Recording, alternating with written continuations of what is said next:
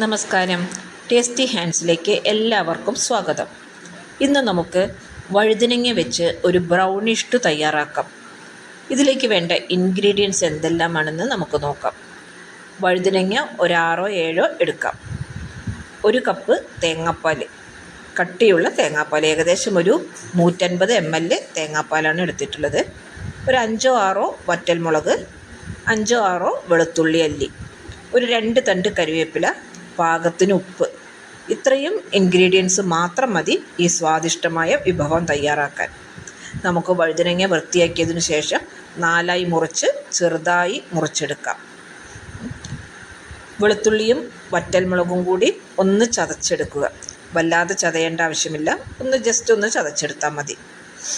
ഇനി നമുക്ക് ഒരു പാൻ അടുപ്പത്ത് വെച്ച് അതിലേക്ക് 1/2 ടേബിൾ സ്പൂൺ വെളിച്ചെണ്ണ ഒഴിക്കാം. വെളിച്ചെണ്ണ അല്ലെങ്കിൽ വേറെ ഏതെങ്കിലും ഓയിൽ ഒഴിച്ചാൽ മതി. നമ്മൾ സാധാരണ ഉപയോഗിക്കുന്ന ഏതെങ്കിലും ഓയിൽ ഉപയോഗിച്ചാലും മതി. ഞാനിവിടെ വെളിച്ചെണ്ണയാണ് എടുത്തിട്ടുള്ളത്. വറ്റൽമുളകും വെളുത്തുള്ളിയും എണ്ണയിൽ കിടന്ന് നല്ലപോലെ മൂത്ത് വരുമ്പോൾ നമുക്കിതിലേക്ക് വഴുതനങ്ങ ചേർക്കുക. വഴുതനങ്ങ ചേർത്ത് നല്ലതുപോലെ ഇളക്കണം. ഇതിലേക്ക് ആവശ്യത്തിനുള്ള ഉപ്പും ചേർക്കുക. നല്ലതുപോലെ ഇളക്കി ചേർത്തതിന് ശേഷം വഴുതനങ്ങയുടെ മുകളിലേക്കെല്ലാം വറ്റൽമുളകും വെളുത്തുള്ളിയുടെയും മണവും ഗുണവുമെല്ലാം ഇളക്കി ചേർത്ത് ആക്കിയിട്ടുണ്ടാവണം. അതിനുശേഷം നമുക്കത് ഒന്ന് അടച്ച് വയ്ക്കാം. ഹൈ ഫ്ലെയിമിൽ ഒരു 2 മിനിറ്റ് നമുക്കങ്ങനെ വെച്ചതിന് ശേഷം ഫ്ലെയിം ഒന്ന് ചെറുതാക്കി വയ്ക്കുക. ഏകദേശം ഒരു 6-7 മിനിറ്റിനുള്ളിൽ വഴുതനങ്ങയെല്ലാം വെന്തിട്ടുണ്ടാവും.